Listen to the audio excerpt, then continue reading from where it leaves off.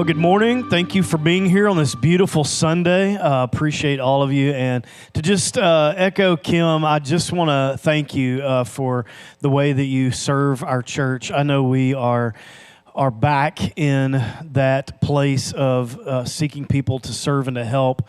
But the past year plus has just been very, very difficult. And so I want to thank all of you who have continued to help programming go.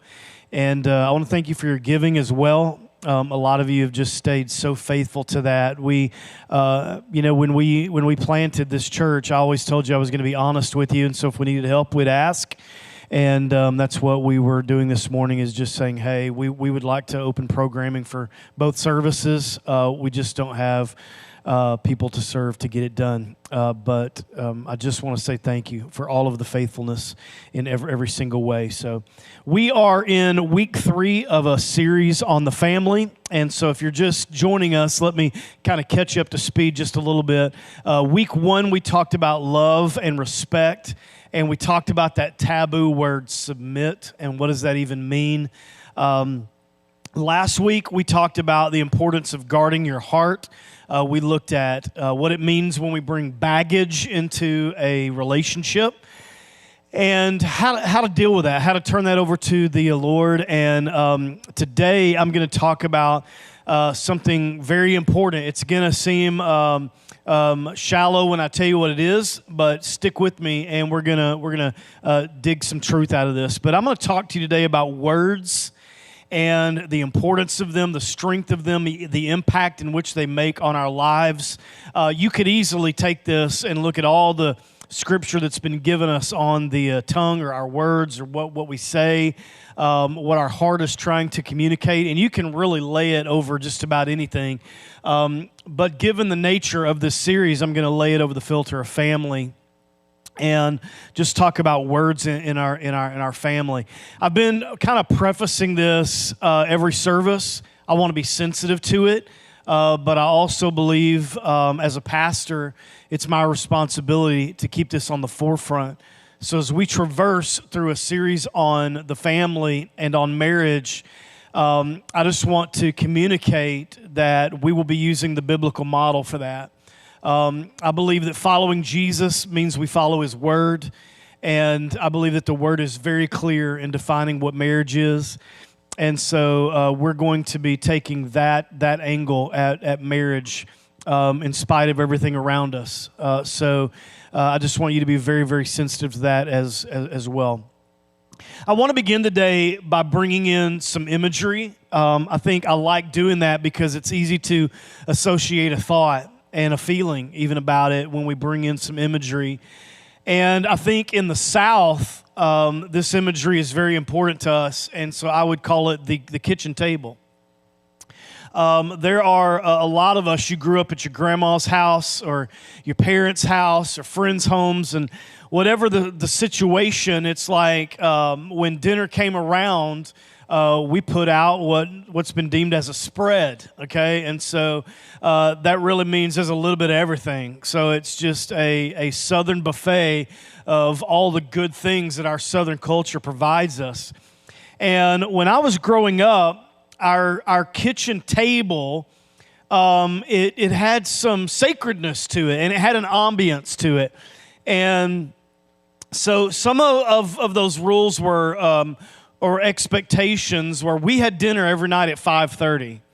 And if you were late, everybody waited on you. And so you kind of felt the pressure to not be the last one seated. And then we would pray together, and my father would mostly lead that, and we would pray over the day and the food and all the things that were on his heart for that particular moment. He would just pray, and then we would dive in. And another expectation was you had to sample everything. So everything my mom had made, whether it looked good, smelled good, whether you were nervous, you had to try that. And then if you wanted dessert, you had to have had dinner. You just didn't get to skip and go hot, straight to the coconut cake. And then at the end of it, and you guys, I want you to chime in with me. When you were finished eating, you had to ask to be what? Excused. And I think that's so funny now to think about. But as we would sit at the table, we had that really formal thing of going, when you were done, you would say, "May I be excused from the table?" Now, if there was tension and you were getting a talk at that point, my mom or dad would say, "No, you may not be excused." And then it would continue to get the lecture or whatever that you were getting. But there was this permission about it. And the good thing about that kitchen table that I recall is that you always left feeling full, both physically and relationally. It just felt good to be together, to have that moment to just say hello and connect. As schedules, today it may be even worse. I don't know. It may be the same.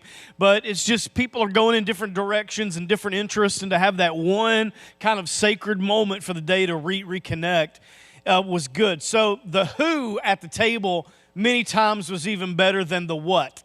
And so, again, there's just this sacredness about that particular experience. I want you to take that and hold on to it. So all those thoughts that you have about the kitchen table, and it may be that you didn't do that. So maybe it was Thanksgiving or Christmas or holidays where you would gather and do that. There's a life principle for us, and it's this: everyone has to eat, everybody. And if you don't, you die. It's as simple as that. And none of us would starve our family. And the words "I'm hungry," as a provider or as a parent, as someone who loves your people, the words "I'm hungry" mean something. I mean, we immediately try to come up with answers and solutions for it. We're like, well, listen, it's just an hour until we eat. Can you wait? Or here's a snack or what? We want to provide when someone is saying, "I'm hungry." And the reason we do that is because we love our people. No one wants anyone in our family to be in want. You want the best for them, and you'll do whatever it takes to feed your family.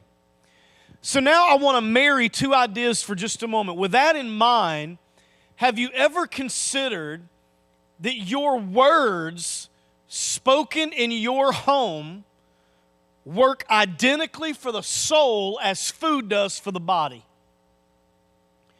That the words that we speak in our house is soul food. It's a spiritual thing. It's almost a mysterious thing. But our mind takes hold of what is spoken and lets it drip down into all the places in our life. It falls into our heart. It falls into our soul. It falls into our identity. And it can do a lot of things. And that's really where I'm going to spend the most of my time today. But I want to start by just going to Proverbs. Proverbs has a lot to say about what we say and how we say it. But I'm going to begin in Proverbs 18:21. This is the Message Bible if you're taking notes. He says this: words kill. Words give life. They're either poison or fruit. And then he drops it in your lap. You choose.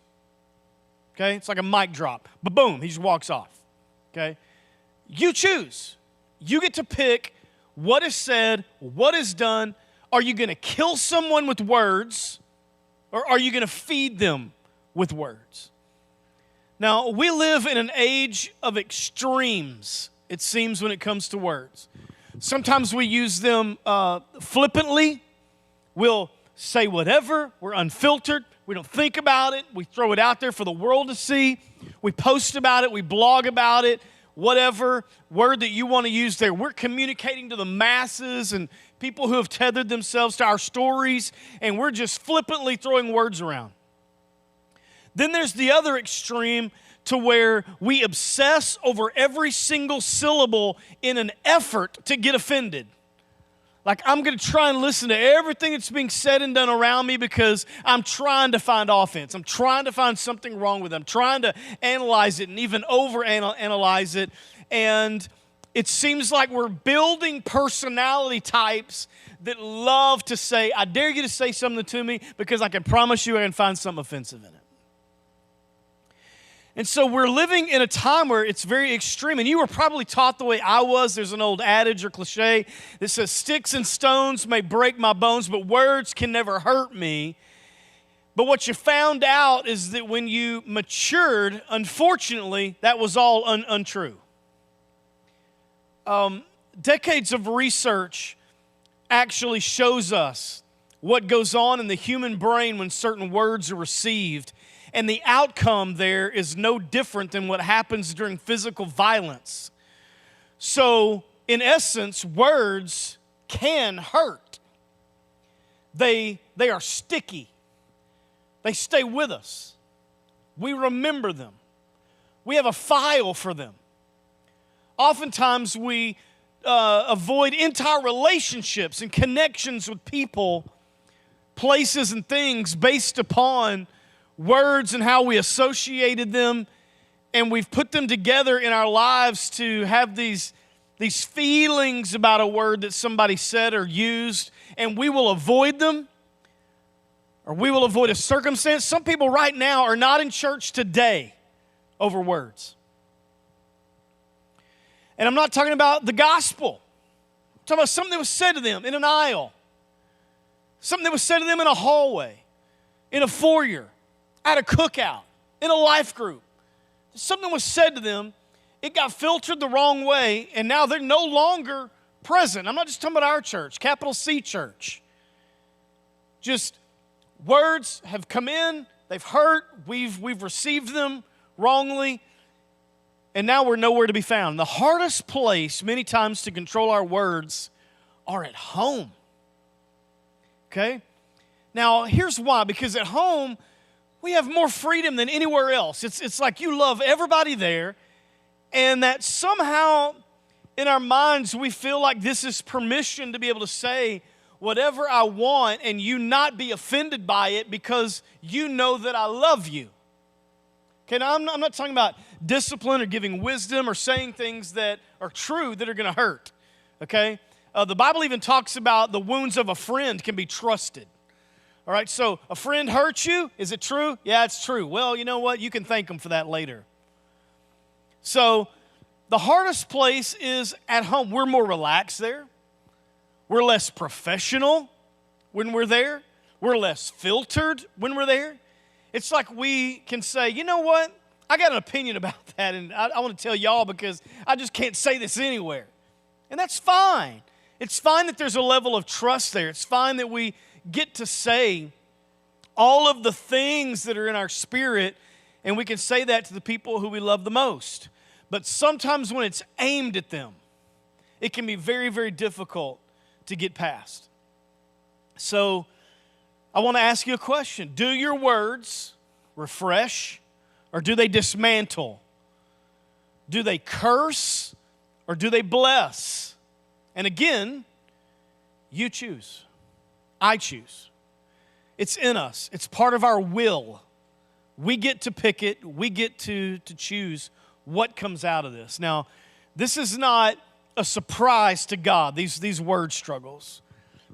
Matter of fact, oftentimes when I'm going to speak about communication or words or anything along that particular line, I'll go back to the different covenants found in Scripture, and I'll find the lead character in that covenant, and then I will find something that they said that was a mistake, and I'll use that to talk about and to normalize these things. And one of my favorites is when you go back to the Adamic Covenant, you find Adam and Eve together, and they've made a terrible mistake together, and God shows up and he wants to know what happened. He already knows what he wants is for them to confess it, right? He's wanting them to say, listen, we did it. This is what happened. And instead, Adam's like, hey, God, can I talk to you for a second over here? The woman you gave me, and right then, you know, okay, the wheels are coming off fast. And so if you take Adam's covenant, and Abraham's covenant, and David's covenant, and you go on into the Jesus covenant, and you follow it all out, everyone in those generations say something dumb because we have a problem with it and always have. This is not a surprise. So 2,000 years ago, the brother of Jesus, who is James, writes about it in James chapter 3, verse 9 and 10. I'm going to read the NIV on this. This is powerful. He says, with the tongue, we praise our Lord and Father, right? So he's applauding them. This is good stuff. We're coming to church. We're praying. We're singing. We're exhorting each other. We're filling the room with faith. We're believing God to do great things among us in our communities, in our families, etc. And then there's a comma and an and. And he says, and with it, we curse human beings. So he's saying on one side, we're like, God, we love you. We lift you up. We're thankful for you. Thank you for the work in our lives. And then we leave and we go outside of this building into a different environment. And then we don't like how that person is driving beside us or how slow they're going. We don't like what happens in our work environment. We don't like something about someone somewhere, and the tongue communicates it. And he says, so out of the same mouth you got praise and cursing, and he challenges them and says, this should not be. So this lands in our laps today, and we get to be confronted with the same thing and saying, this should not be. Because we choose. It's not like, you were born with hands, and you didn't choose that. Like that was DNA unfolding. But he's saying when it comes to your mouth, you get a choice. There's a lot of things in life that you don't get to choose. Who your parents are, where you come from, your race, ethnicity. You inherit those things. But your mouth, you get to decide. He just kind of drops it at us.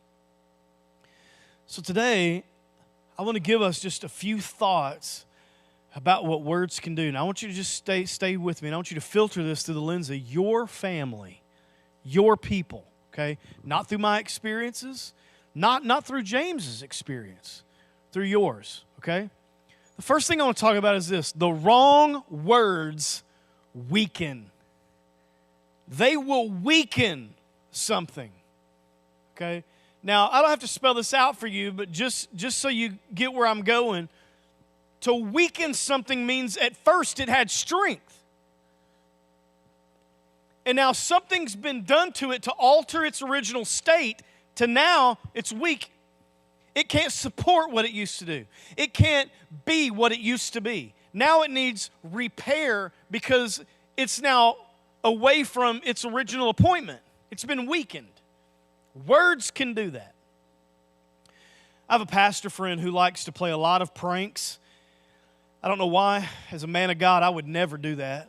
But one day, he asks a friend, a staff member, he says, hey, can you go to the janitor's closet and get this item for me? He's like, yeah. So he runs down there and he follows a staff person. The second he gets in the janitor's closet, he shuts the door, pins his foot next to it for just a second, and he says, hey, you're stuck in there, and I'm going to leave you in there for a couple of hours.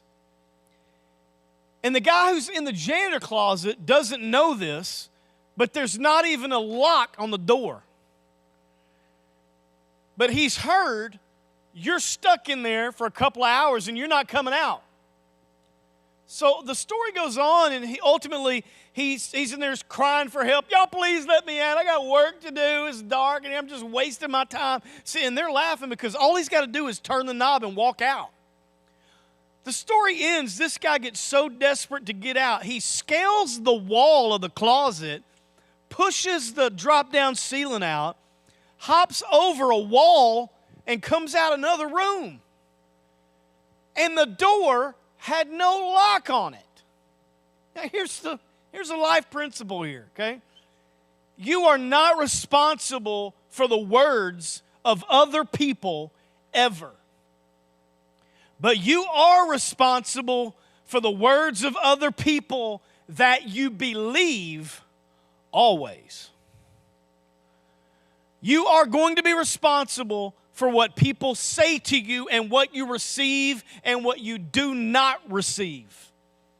And so there are times in your life where you don't need to be receptive to what is spoken over you. Like there are times when people are speaking into you and over you, if I can use those words and they make sense, like someone pouring into your life, and you need to draw that stuff in like a sponge. I mean, one of the best things that, and my wife will tell you, I love to talk. I love carrying on conversation. I just love it. But one of the best gifts I ever gave myself is to realize when I'm in a room and just need to shut up. Like, listen. Just listen to what's going on. Listen to people talk who are smarter than I am and wiser than I am and have had more experience than I've had, and just listen. Just soak it in. Just drink it in and let them pour into my life. There are other times where you need to lift up a shield of faith and say, I'm not going to receive the word that they spoke over me. I'm not going to listen to what you just said about me or to me or about my family or into my life. I'm not going to do it. I'm going to lift up a shield of faith and a standard over my life, and I'm not going to receive those things. Because words can weaken. So the second thing is this: words can poison. Words can poison you. Think about poison.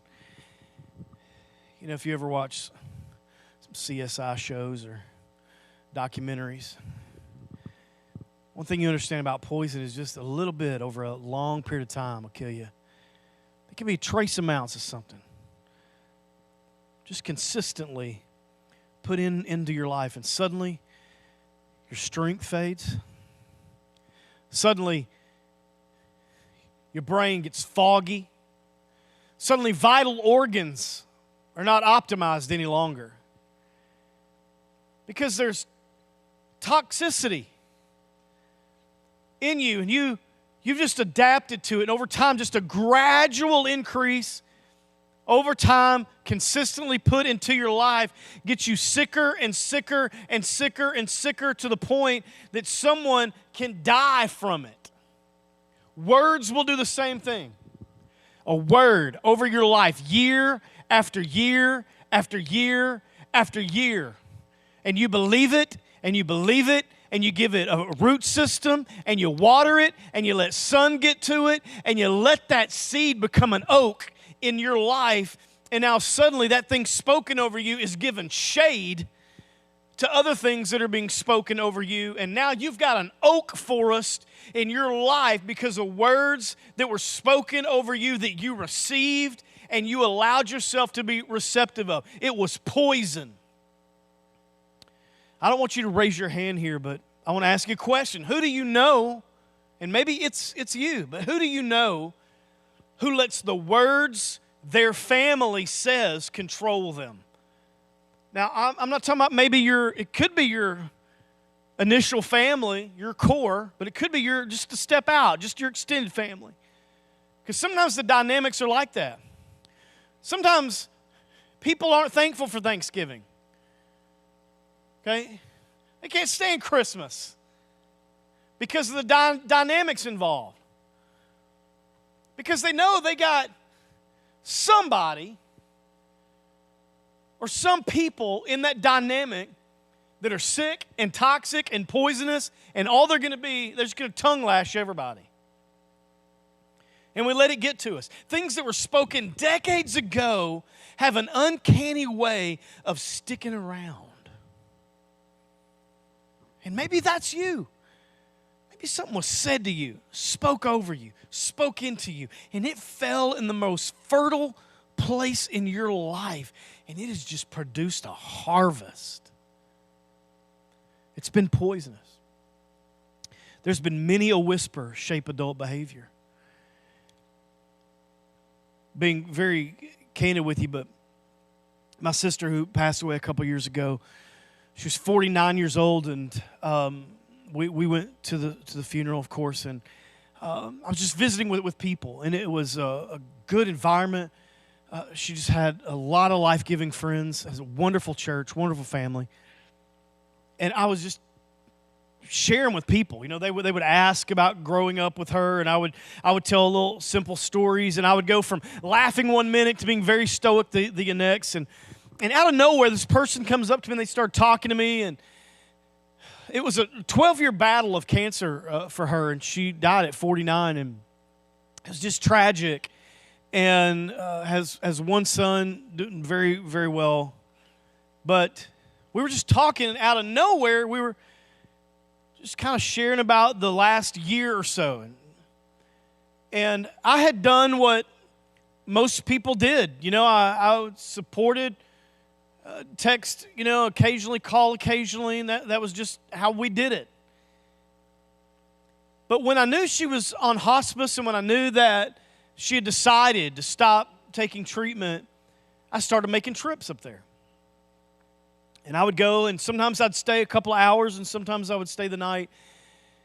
And I'm just at our service, and I'm talking about this with that person, and they said, you should have been here more often. And something in me kind of jumped to that, and I thought, that was kind of pungent, that's kind of strong. And the next line was this: makes you kind of selfish, doesn't it? And it really got in me, and I got in the car, and I talked to Robbie, and I said, is there anything in my life that you see that's just, blatantly, I know I have selfish moments, but I'm talking about a lifestyle. She was like, I don't know what you're talking about. Why don't you just share it with me? And so I did, and we began to just talk it out.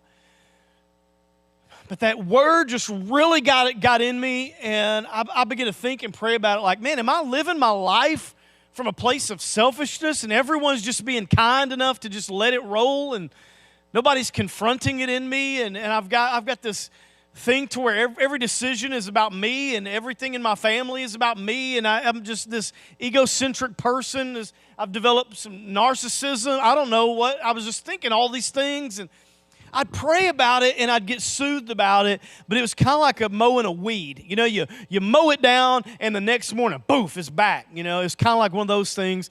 And what I really needed and had to work on was the Spirit getting in my life and just pulling it up by the roots, getting the root system out of there and letting me understand that it was a flippant statement by someone who was hurting and was experiencing tragedy in the same way that I was, and there was nothing to it. But instead, in that moment of lifting up a shield and saying, I'm not going to receive that, I just let it drop into my heart. And when I was prepping this, the Spirit reminded me about that because it's so easy. And maybe it's been easy for you to receive some of those things. And like poison, man, it gets down on the inside of this. And why do I remember this? Why do I remember one statement from 2+ years ago? Because words follow you. They follow us through the whole life season, through every life cycle, every bit of it. And so you've probably experienced some of those things, and so some of you cringe or get nauseous or get angry when you hear certain phrases. But let me remind you that just like words have followed you, they can also follow your family. You say, well, Kevin, I'm glad I came to church today. That's all real depressing. Well, here's the good news. That's only half the story. It's true that the wrong words have impact, but it is equally true that the right words have impact. It's not only the wrong words that will follow your family, it's the right words that will follow your family. And this means that you and I have huge opportunities to turn things around. We've got opportunity to fix it, to step in, to right the wrong, to change the culture of our home, to change how we deal with the world around us and how we interact with people who are strange to us and the people who we love the most. We've got an opportunity by choosing the right words to change the entire culture of a home. Proverbs 18:20 in the Message say this: words satisfy the mind as much as fruit does the stomach. He says good talk is as gratifying as a good harvest. Now we're far removed from this type of language, so let me explain this just a minute. Good harvest meant everything. It meant stability. It meant provision. It meant we're going to have a full stomach. It meant I can relax a little bit. The harvest came in. He's saying that's what good conversation does for us, good talk. I know you've been like me where maybe you've had a bad day, a bad week, a bad season, and somebody invites you to dinner. Or you go on vacation with somebody, and just the camaraderie, just the talk. It doesn't have to get spiritual, it doesn't have to get deep. Just being together with your people encourages your soul. and you leave feeling like you've had medicine. I mean, just like things can turn around, like you feel good, and you don't even know why. It's because the right words can mend you. Just like the wrong ones can weaken and the wrong ones can poison, the right ones can mend. Your words today can repair relationships. Men, let me tell you something. If you will speak into your wife, if you will speak over her words of encouragement and love and affirmation, you can turn a marriage around. Words can extend forgiveness. Words can offer instruction and learning. There are words that not only mend, but words that restore. And this is what I love about following Jesus, is He takes us past an apology. It's not enough for me to go, I'm sorry. That helps, that starts, it opens the door. But what I love about following Jesus is He's able to take us from I'm sorry to I'm going to fix it. I'm going to restore it. I'm going to put it back together again. That's what I love about Him. Words can start this. Words like, hey, I was wrong about it. I was wrong. The older I get, the longer I'm married, the more friendships I'm making in life, the better I get at this. Was not always good at it, still not a champion at it, but I'm getting better at being able to say, hey, I realize I was wrong and you were right. And sometimes if it's the right thing, that hurts. Hey, I was wrong. You were right. I figured it out. I saw the truth. An angel of the Lord came to me and spoke over me. Remember when Abraham, God said, you better hearken to the voice of your wife. I'll tell you right now, she's speaking the truth. You better listen. That's us being able to say, I was right, or I was wrong and you're right. Saying things like, I was misinformed. Those are mending words. Words like, how can I make this right? I want you to think right now, just in your imagination, that if you have an enemy today, if you have some enemy somewhere in the world, what it would do to your heart for them to come to you and go, hey, how can I make this right? It's a mending phrase. So the right words mend. Also, the right words strengthen. Some of you may be frustrated with your spouse or your kids, and maybe they aren't rising to your expectations. Listen, people don't rise to the level of their expectations. They rise to the level of their training, of what they have in them. And words that strengthen will train your family to rise up to anything. There's an OB in town, a popular OB in town. We used him with Riley and a lot of our friends, and we were very close to some friends here in town, and they had 4 kids, and they would always ask us, can you be here for the birth of our kids? And I would say yes, and then they would say, like in the room with us. All right, it's kind of weird, but I'm still there. So I would go, and I would sit over in the corner, my head in the corner, listening for the play-by-play. And Robbie would be over there, videoing the whole thing. And there came this point where, and this friend of ours had babies very easily, okay? Like one time she sneezed and a baby came out. And so that's what it was with baby number 1 and baby number 2. And baby number 3 came, and it was totally different. Really tough, really hard. And this is what was happening. As I was sitting in the corner, I heard her say, something's wrong. And he said, no, there's nothing wrong. And she said, yeah, this is not like my other pregnancy. Something is wrong. No, there's nothing wrong. I'm here. Everything is great. We're right where we need to be. Now you just focus on pushing. I was like, it's about to get real in here. So that's how it went. The room escalated and the tension rose. And finally she started saying, I can't, I'm about to pass out. I'm about to pass out. And you could hear the weakness in her voice. And this OB who I love, and you do too, but he said, you are not going to pass out. Now you push. I was like, oh snap. And so all of a sudden you heard the baby crying. I was like, that was amazing. He just took control of the whole room and told her to shut up and push. It was awesome. But here's what happens to that. The words strengthen. The right words tell you in the moment, you got it. I'm here. Let's go. Let's do this thing. And if I can metaphorically tie that together, there are things in your life and the life of your children and in the life of your spouse that God is trying to give birth to. He's trying to get it through your family. Maybe a promise, maybe an answer to prayer, maybe a restoration, a forgiveness process. And you've gone through all of the cutesy stuff, right? Like you've made a little room and you've hung stuff in it and everything's pink and blue and all this stuff. And you've Instagrammed your belly to death. But now it's time to push and it's serious. Somebody in your family has to speak words over this thing and say, it's time, you can do it, we're going to make it, we're going to get through it, I forgive you, I love you, this is going to happen because God said it would. But it's got to come out of here, and you choose. Now,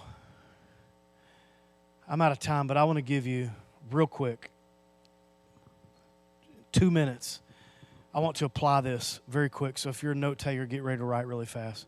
I'm going to give you 4 applications really quick. Build them up, fire them up, coach them up, love them up. That's how our words need to come. Build them up, fire them up, coach them up, love them up. Build them up words are words of wisdom and identity. They are you are statements. You are brave, you are good, you are beautiful, you are God's child. They are you are identity type statements. We build people up with them. We disciple people with them. We love our kids with them. We love our spouse with them. We are building them up. You are, you are, you are. Second is fire them up. This is encouragement and exhortation. Words like, you can do this. Words like, look what God is doing in you. Right? Third is coach them up. This is a mentoring and life experience type words. They're words like, get up. Get back at it. It happened. We can't deny it. You've been knocked down. You've had the breath knocked out of you. But get up. The sun will come up again. Get up. Or words like, look at me, okay? These are words of refocus. Look at me. I want you to hear what I'm saying. These are words like, watch how I do this, okay? Watch how I forgive people. Watch how I deal with grief. Watch how I let people off the hook in my life. We're speaking words of mentoring. The fourth one is love them up. It saddens me to have to say this from the pulpit, but you'd be amazed at how many adults are in here right now who never heard a parent say, I love you. We have to win at this, y'all. We are the people of God. God is described, God is love. We've got to be able to say the phrase, I love you. Say, Kevin, that's a big stretch for you. Then stretch yourself. Ooh, I don't know, Kevin. That's such a challenge. Then challenge yourself. I love you. I love you. This ought to roll off our mouths to the people we love. One of the things that my dad and mom both, but my dad especially did, was in the love 'em up category was very affirming. We were a family that said, I love you a lot. We hugged a lot. You didn't get anywhere without a hug in our house. You came in, you got a hug. You left, you got a hug. You're on your way to take a shower. Wait a minute, I got to hug you. It was that kind of house. Everybody got a hug. So that's why I am the way I am. I hug my kid. I hug my wife. I hug strangers. I'm a hugger. I tell my friends, I love you. I tell my family, I love you. This is how I was raised. But it went a step further in that my father wanted me to know, he would say, you are my son.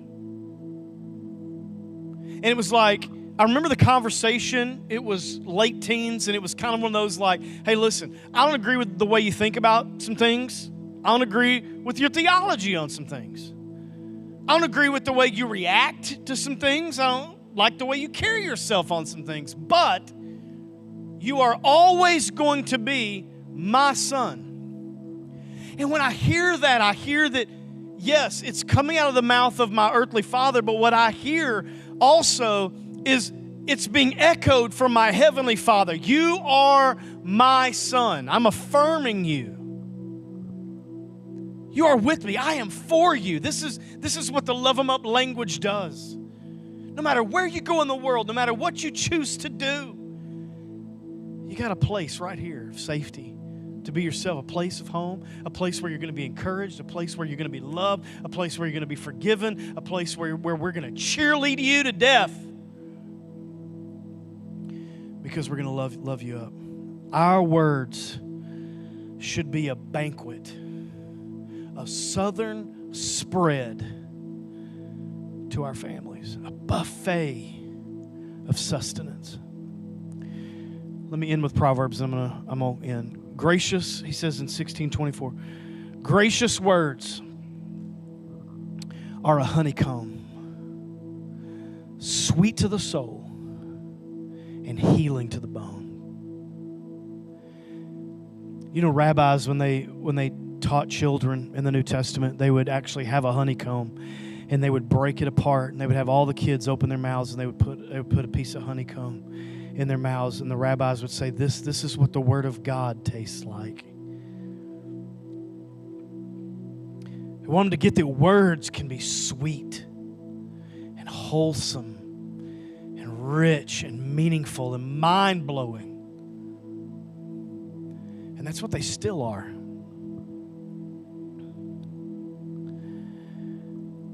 So today, if you're in a place with your home where the culture is chaotic, I'm not talking about stress, I'm talking about chaotic and out of control, and there's no identifiable leader in that home.